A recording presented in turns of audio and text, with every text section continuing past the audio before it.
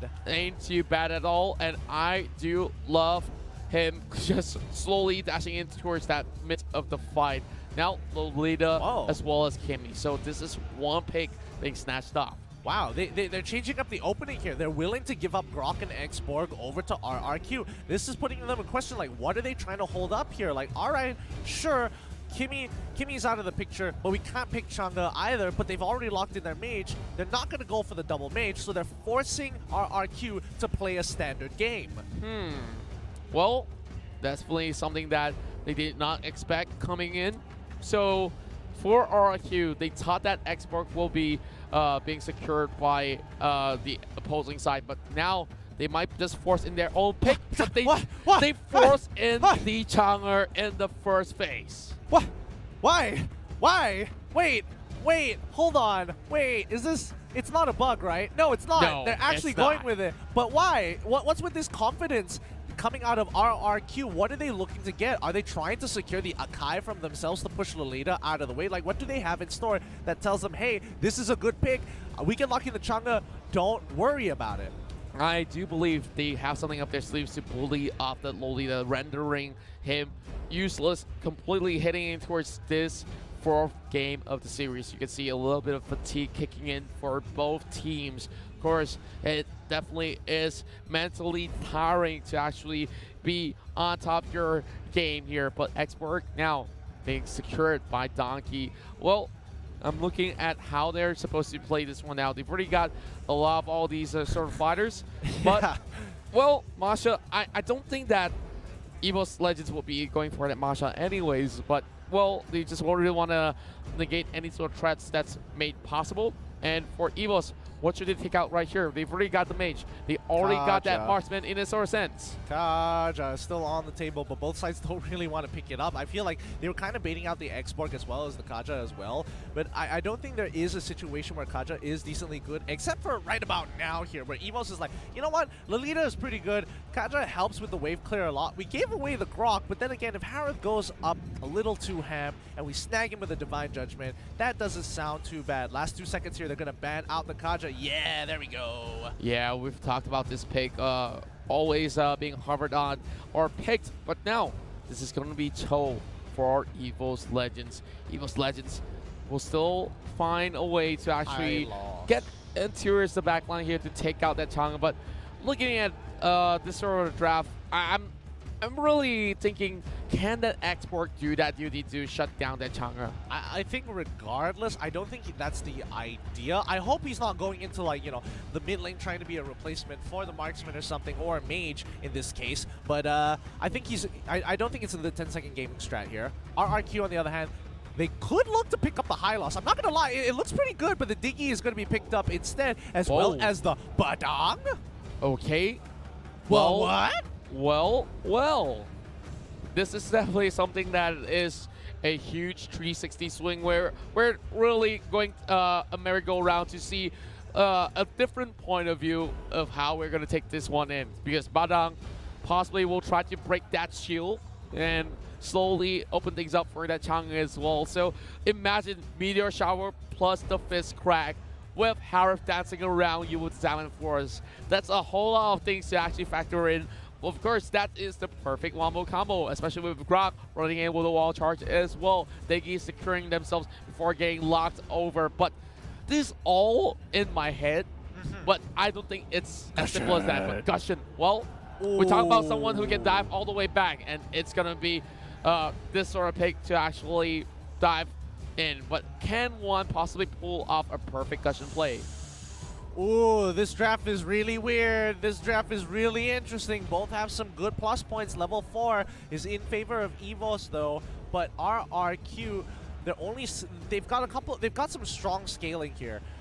The question is who's gonna get that early game lead? And I think for now, first 3 minutes should be in control of RRQ. I feel very strongly about this, but I could be entirely wrong because one blunder could really just 360 go into the favor of EVOS Legends, only because if they get that initial kill or deny them EXP and EVOS Legends get that level 4, they won't hesitate to go ham. I actually really like that Badang pick now that you mentioned it, because it's going to be really tough for Gushing to actually break down the Badang anyways. So to add salt into the wounds. Like, I would say Lolita, yeah, great to actually fend off some of all these enemies for a little while, but how much can they possibly take to actually defend that Kimmy? Because Kimmy, well, it really does take a really huge leap for EVOS to actually go in with those jungle raids and forcing all these enemies from RRQ to actually force a fight unwillingly. Then maybe they might just get a few of that sort of pickups in that sort of sense. I suppose. I don't know. I feel, oh man, this is a really weird draft because both sides are trying to go up and beyond. This is like, hey, I know what some of the picks that you prioritize. And RRQ is just like, but wait, I also know what you prioritize. They're trying to play this game of cat and mouse where one is trying to top the other every single time. I feel like they're getting a little bit into their heads a little too much, to the point where it's like they're losing sight of what they want as priority picks. And thus, both really interesting compositions have come out, but it looks like games are getting set up, they're getting ready, so sit tight, guys. This next upcoming game is going to be a particularly interesting one. Yeah, and I'm definitely looking forward to see how that Gusion will combo alongside with Chill, because if both of them work together, that could be a really great pickoff to actually shut down any single unit inside of the game. Now, have another look as we have this perfect picture of display of all your favorite players looking to win the M1 World Championship. Yeah, both of these guys are top competitors, and again, this is so different from you know, the MPL Indonesian finals. It has changed up so much. Like, EVOS was able to get ahead of them in the upper bracket as well, but now they're on the back foot. Well, they definitely gotta march up ahead, and now, speaking of that, we're going to Game 4, RRQ versus EVOS. Oh boy, let's see how greedy this comp is going to be, because number one, RRQ have the better early game. Oh, wait a minute. Wait, Badang's going to the mid side. It looks like Liam is going up top side to kind of clear that wave really quickly. Well, I do think that they would be able to actually do so if they really want to actually focus onto that, but well, RRQ, they are making sure that this buff is well secured, but here comes the invade coming from Luminaire as well as one. Oh my, that attempt was definitely failing, but I'm not sure. Luminaire now might just get caught out. Oh, looks like they want to keep control over this bottom side. They want to actually take the trade. They get the stun onto Vin, but they have to move back. The auto alarm bombs are proving to be a little difficult to deal with, and they chunk 2/3 of the HP of the turret down so quickly. They're going to miss out a wave down mid side, but the jungle is wide open for the taking for RRQ, but they don't even care about that. They want to just stop the game plan of EVOS Legends. Well, EVOS Legends have a plan of their own as well. Don't count them off just yet. Now, a couple more seconds before we see a little bit of that contention up and towards the top side of the river. Well, Donkey here, we're going for a little bit of those movements by the bush, hoping to actually catch a little bit of that Fender Bender coming in from the side of Liam, actually trying to actually swing his arms to secure that buff, but it's already being secured by the Gusion right there. Sin trying to actually call in for a little bit of a backup from the rest of the members of RRQ, but a little bit of stalemate for now. Yeah, I don't think it's going to happen for now. 4 members on the bottom side of the map. They kind of want to relieve pressure there. Ooh, Turtle. Sorry. River Crab has to be taken away by Sin, who has the Retribution. Luminaire is taking quite a bit of damage from the auto alarm bombs, but you got to remember that Vin will be able to disengage the entire team from a Numenor Blast just with a time journey. Well, I definitely didn't see this Diggy pick to actually be played out in this game 4 here, because I thought there will be possibly another sort of pick which is left out on the table. Might just be like those huge bursty mages. Well, heading into this sort of the wall chart that's being pulled out by Liam, there will be inconsistency being popped out. The Turu opens up the freeze crack here, just trying to get that Gusion back into its where he belongs, inside of that jungle. But here comes Rek, might just be pulled back, immediately dashes off away. Here comes Luminaire joining in, trying to actually push the way forward. And whoa, that's gonna be a win, just hoping to actually go in for a little bit of that regroup. But as of now, nobody wants to fall for first blood. Yeah, they have to take their time. Don't get pressured off here. EVOS Legends taking the first initial invade. Sin taking quite a bit of damage here, gets kicked back, he's in trouble. He needs to pop the Salmon Force real soon, but he doesn't have it. The rest of the team comes in turn. Last Insanity actually get that first blood. Well done, but one HP away. Double kill on the side of EVOS Legends. Aura is just so large, but the Grok Liam is able to help pick up one to even the score. And this is the lead that they have been looking for. Aura will be able to regain his shield in a little bit more, but he's dropping really low. Here comes Aura recommitting into that. And here comes Finn coming back online. Gets the pull up. And by Donkey still getting himself alive under the turret. Yeah, he can't walk up anymore. Great play. I think they kind of forgot that Diggy has a passive that allows him not to spawn at base, but wherever he pleases as long as he runs towards that direction. Really unfortunate there as EVOS Legends end up overextending in a fight that was looking so good for them. Retriga and Peon still have the goal upon their favor. Well, I like the sort of movements that they actually force EVOS to places that they don't want to be, and this is one good example of EVOS trading back here. Forcing down Sin, putting in 0 and 2. Now, this is the first time that we're seeing Sin actually losing out. But here comes Aura with the last attack being popped, and here comes Time Journey as well, popping off on the side of Finn. Donkey, flicker in, kicks it, went away on the dragon. Donkey, stop it! Stop it, man! We know you're good. Oh my goodness, that was such a good flicker. He knew exactly what he was doing. Backline is now in trouble, but Doc gets canceled out. Luminaire makes sure he uses that charge to just stop that initial fist crack. Donkey already facing off against Lemon, but he might just want to go in for that fight as well. 2 versus 1 is not that situation that he wants to be in because they're still Diggy forcing him backwards. Donkey will have to lose the turret over the bottom side, but there will be a trade coming from EVOS Legends on the top lane as well. EVOS Legends right now, their game plan, they wanted to play the early game a little bit better, and especially when you see Kimmy take that Mage Slayer, they want to go for these objectives, but right now RRQ have the tempo, have the goal lead, they're taking whatever objective they want, and you know, EVOS is just a little bit behind in terms of that objective game. Well, looking at the objective slowly stolen away, it's just having so much space for Riem to just walk around without any care of the world. Here comes Donkey here with the Way of the Dragon, and the Chow will be getting that 1 kill off as they punish that Harif. And I talked about how they could easily just lock down onto 1 unit. That's what Donkey is doing. Aura forcing Outlast Insanity, but here comes the chase coming from Donkey. Not really landing all those knockups for the time being, as there's only that Grok here. And well, EVOS Legends still having the kill lead. Yeah, really pixel perfect play coming in. I mean, Juan, he goes in, tries to land the sword spike, but the problem is that, you know, Liam is, his character model is gigantic. Like, it's hard to land the sword spike, so he uses the Candescence to get right in front of his face, ensuring Sin's death. But man, that could have gone bad very, very soon. Yeah, it could have gone wrong, but they did make it work and some reasons, but, well, I gotta say, that's one big sigh for Juan, as Juan has not really secured a finishing blow onto any one of these Retriga Kami Embers, but here comes Donkey with the Way of the Dragon. Gohan's gonna be committing in as well. That will be Time Journey being opened up, and the Padam turns this fight, takes out both of these assassinators, and they are the ones getting depleted. Oh! Aura makes it away with 1 HP. My goodness, that was close. The rival is what they needed at that point in time, and they will ride back to the base safely. RRQ taking both the turtle as well as the tower, and now they're setting things straight. They want to settle the score. They want to prove themselves as the real champs. And wow, Meteor Shower being opened up onto Aura as one goes in. He doesn't go in. He kind of had an idea that maybe, just maybe, somebody was in that rush, even though he had to waste the Candescence, and he landed the sword spike. I mean, it was looking pretty good, and I'm sure he would have killed, but again, it isn't worth dying now. Definitely never worth to fall out just for a play.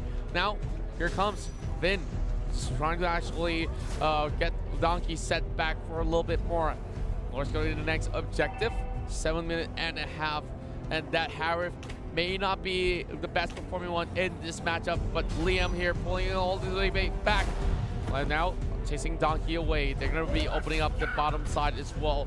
How Retriga actually plays out all these waves were just a definite masterclass for everyone to watch. Absolutely. They're doing a great job, but remember, they're only 4K ahead, and both teams play pretty optimally still during that 4K. It's when it starts breaking the 4K lead to like maybe even 5K. In this case, they're still relatively close, but not just there. Donkey's in trouble. He takes quite a bit of damage here. Luminaire isn't able to protect him with the Guardian's Bulwark. He goes down. This is a good pick. But remember, the timing is still there. They can't go for any objectives. They can't dive. And Lord is only spawning in 25 seconds, while Donkey should be back up in about 12. RRQ already evening things out in terms of kill, and Liam getting shredded by Aura.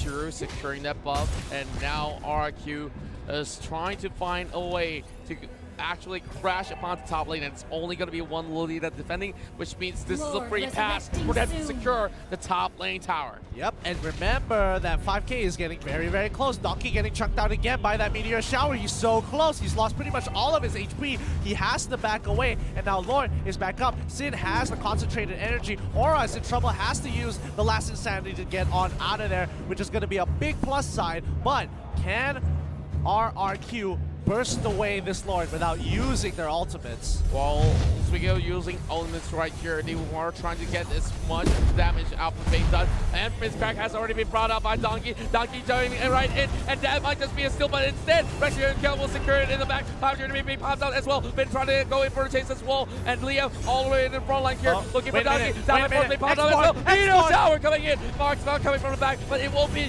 too much as we see Luminaire dropping out. All right, going last Insanity. Here comes EVOS members trying to find a way to reach out towards Liam as well. But here comes double kill. Why would it inconsistent? Here goes Maxwell charges wall. Oh my goodness me.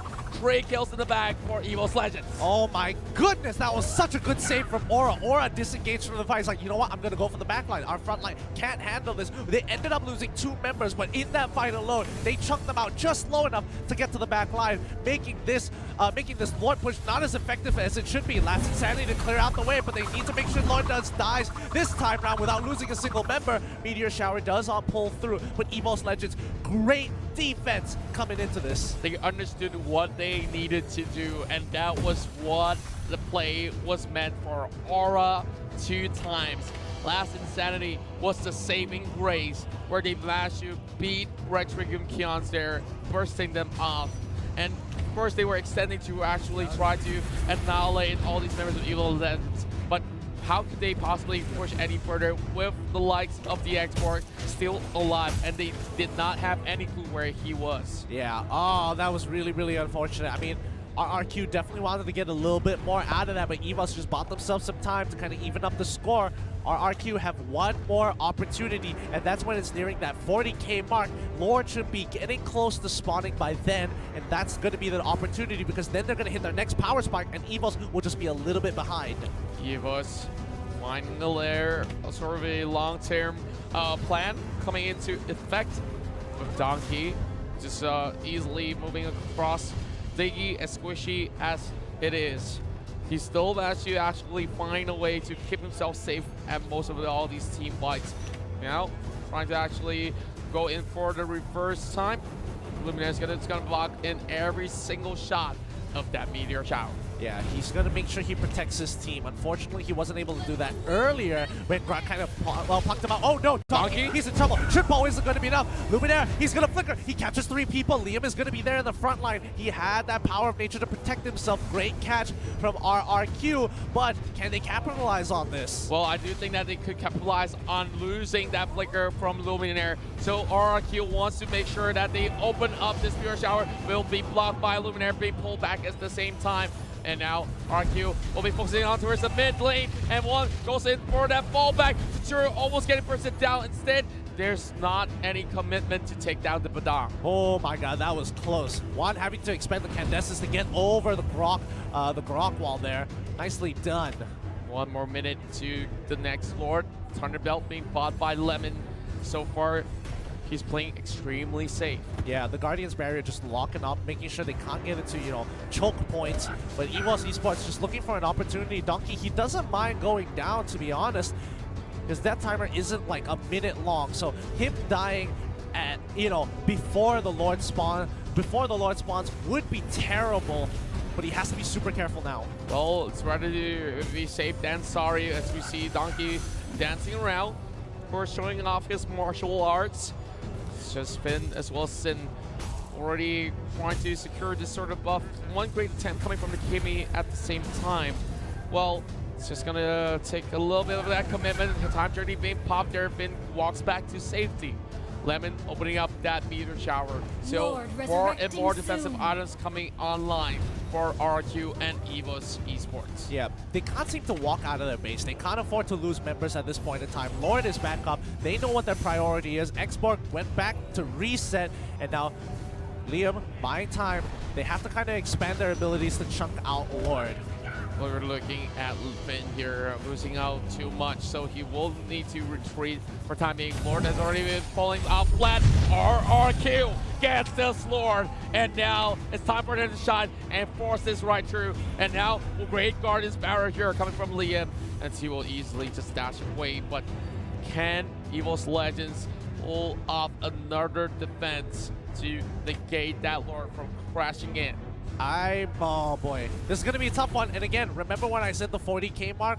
RRQ is 45k ahead compared to EVOS Legends, which is a total of 8k goal deficit for the side of EVOS Legends. They are trying to pick up their whatever farm they can actually to kind of at least even out with their final items onto like Juan or maybe even Aura as well. And Rex buys his Genius Wand. Now can they actually pull through? Well, it's only time for EVOS Legends to prove everyone wrong. Well, EVOS almost getting pulled back here, having Donkey going in for a little bit of setup here, but stalling a little bit of time. Last insanity already being utilized, and the Lord crashes right through, and the Lord will be destroyed. Finn almost getting popped up as well at the same time over the top side. Gets the toss over there onto his Sin, but does not connect just by the edge. Donkey just strafing through, and they are just having a little bit of that battle bruise after the Lord marches in. And here comes RQ going in for round two as well. Down on buff in towards the time journey, and they will go out of a reset. Sin!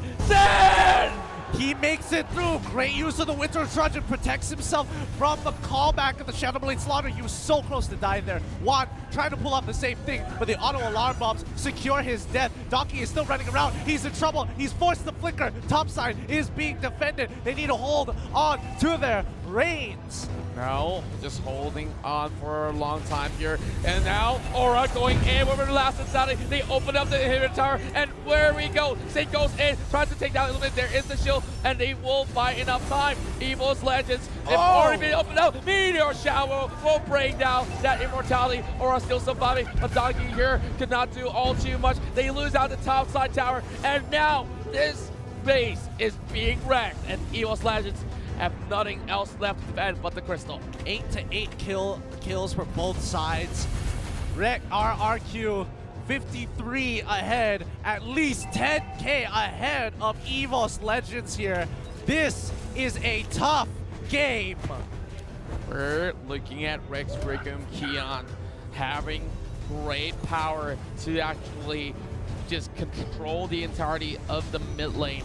Donkey just making sure that the waste gets depleted, but Liam may not have all too much damage to actually go blow for blow, but the rest of all these guys of EVOS here, we need to find something out. This is such a scary situation. Like, I'm feeling the pressure that EVOS Legends are pulling. They don't want to play anything too flashy. Like Donkey, he's trying his best, but again, he maybe find a catch here. Oh, he does! They're going straight in, right to the backline, but the Salmon Force might be in. They cut them off. Sin is in trouble. He has the Winter Touch to protect himself, and now Liam already coming through with the Guardian's Barrels to cut off, but Luminaire is just done for. He goes down. The rest of the team has to pull back.